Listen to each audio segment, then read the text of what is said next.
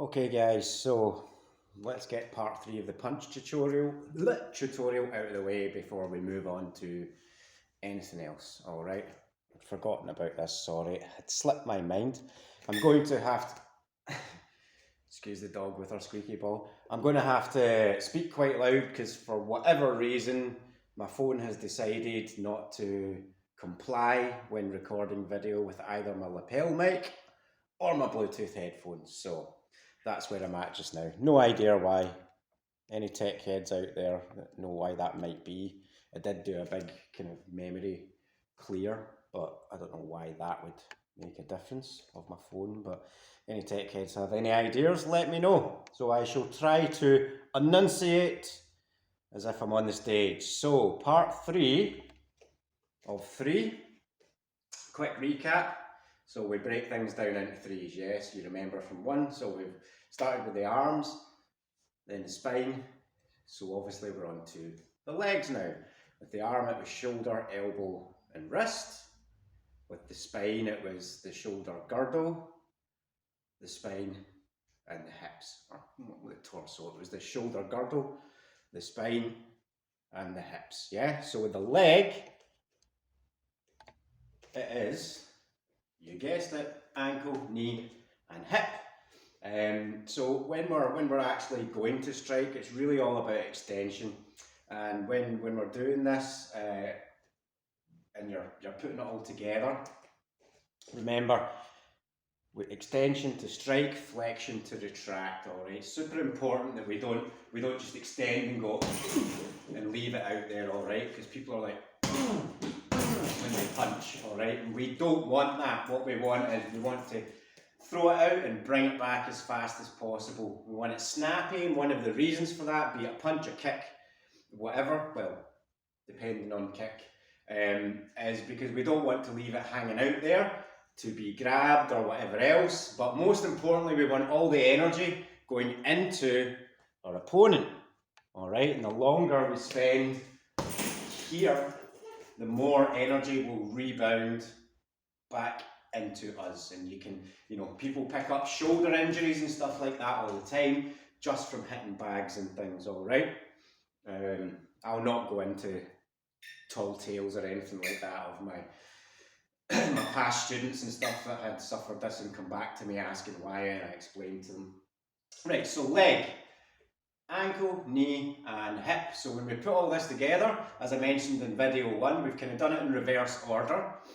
It's going to come from the ground. The power will come from the floor, travel through your body and exit through your fist. Yes? So the way that works is we're soft, so we're in flexion, shall we say, and then it's here, here, here, yeah, there. Alright, now what I'll do is I'll add in just a little extra for you, because as one of my better teachers taught me, Poppy, do you want to give that a break? One of my better teachers taught me is that every strike has a step. Alright, super important to understand. Every strike has a step, especially if you're looking to deliver true power from the floor to the fist. Alright, so here, and again, you can practice all of these individually before you put them together. So ankle, knee, hip. You can already see, alright, you can see that forward motion. I don't need to lean in, which is what a lot of people do when they strike. They lean, I'm exaggerating a little, but not that much. There is a place for that sometimes, but we're not talking about that right now. And you have to be kind of higher level to really pull off that big follow through strike, and you have to be good with your feet. Otherwise, you're compromising your position, and if you don't land that strike, then you could be in serious trouble. So here, ankle, knee, hip. Alright, like that. So when we put it all together, what this also starts to give us is where we think, we can't reach. So watch. One of my favourite sayings used to be an inch in the ankle, or an inch in your heel is 3 in your fist. Alright, so what that means is, I can't reach that target.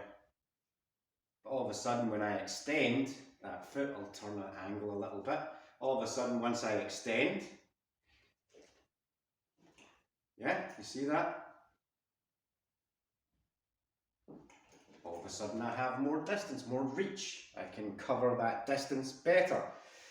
And we can take that, pardon the pun, a step further. So I digress. It's already been 5 minutes now, so let's put it into action, okay? So let's see how it works all together. I will attempt to do this really slow. It's been a while since I've done it. And we will start from the floor through. So ankle, knee, hip. And so we're extending here, we're twisting here, extending here, twisting here, and then extending here. And then boom, focusing all the tension from relaxed to tense, boom, just on the end of that fist, all right? So it looks like this. Sorry, I'm trying to do it slow. I'm trying to do it side on so you can see it a little better.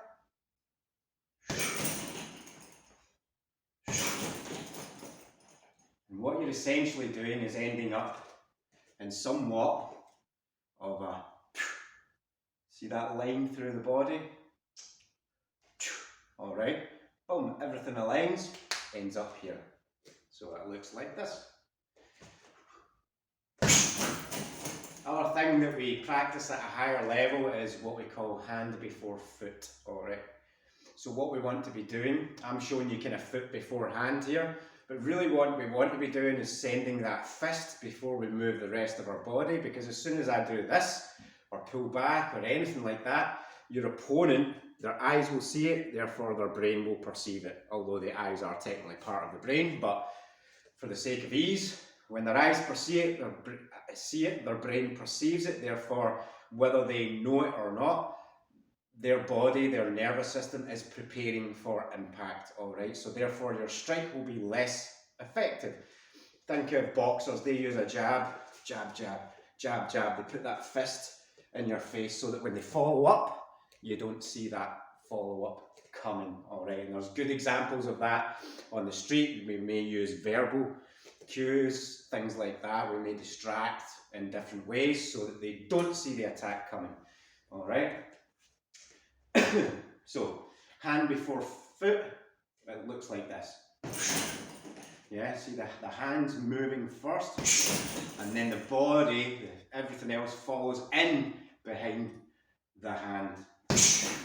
Alright? So what I don't need to do is be able to move faster for them to perceive it as if it's faster.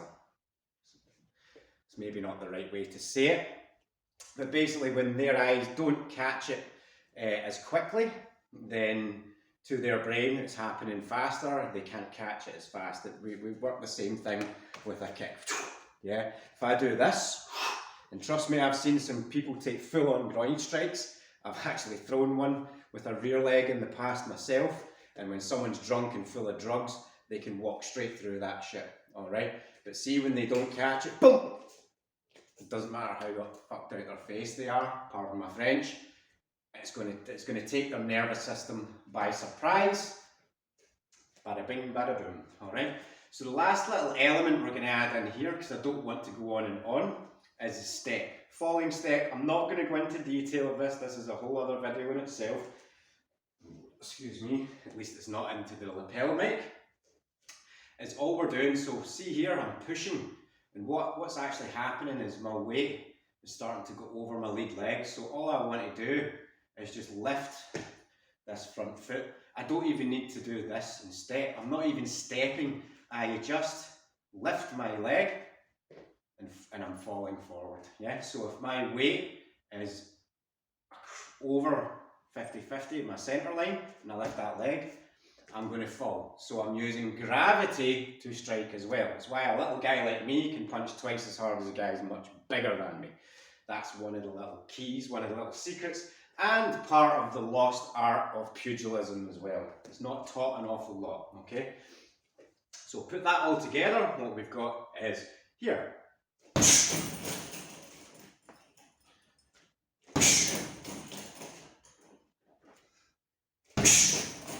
Alright, and that's what it looks like. I'll do a little one here. Yeah, So that is it. That's it. 3, 1, 2, 3. 1, 2, 3, 4, 5, 6, 7, 8, 9. 3, 6, 9. Boom! Some of you will like that number. I know I do, even before I get into certain things that I know people in that follow me are into. Numbers are wonderful. Geometry is a wonderful thing if you understand it properly. Not how it's taught in school. So that is part 3 of the punch tutorial, and we will be able to move on to other things now that I've got that out of the way. Take care, guys, as always. Peace, love.